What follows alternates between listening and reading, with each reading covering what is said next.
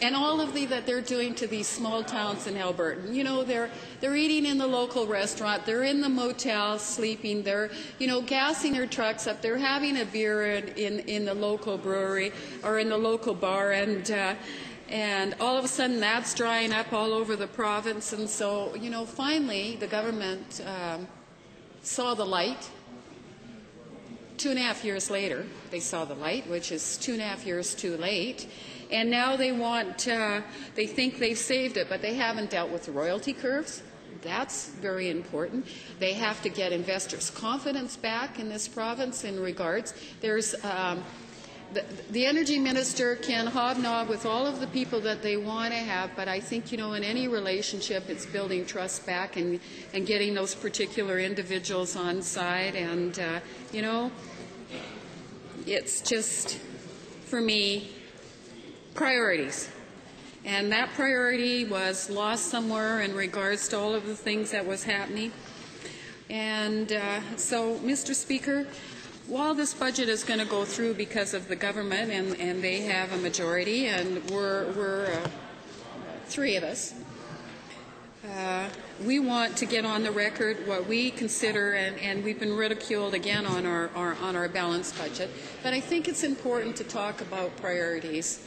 And, you know, it's not our priorities, as in the Wild Rose Caucus, but it's Albertans' priorities and what Albertans are telling me.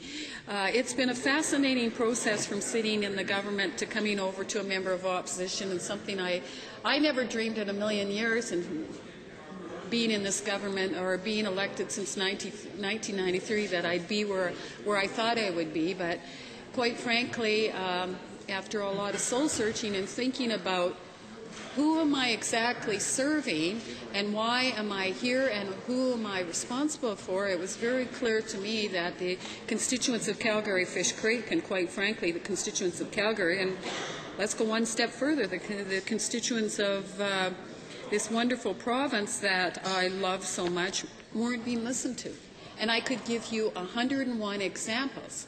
And I could give you 101 examples of waking up in the morning and finding out about decisions that the government has made without virtually any caucus input. And I'd be more than willing to put those on the record also. So, Mr. Speaker, we want a budget that reflects the prioritization of Albertans, and that Albertans have clearly articulated are their priorities.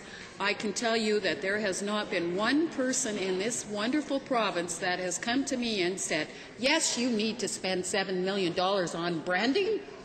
That's important for Albertans. $9.6 million the year before. And so I can want to say, Mr. Chair, I appreciate having the time to be able to speak for a few minutes, and I'm looking forward to listening to others.